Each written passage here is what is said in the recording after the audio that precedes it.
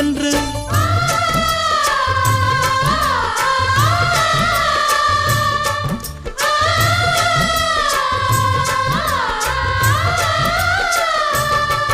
ஒரு நாளும் உனை மறவாத இனிதான வரம் வேண்டும்.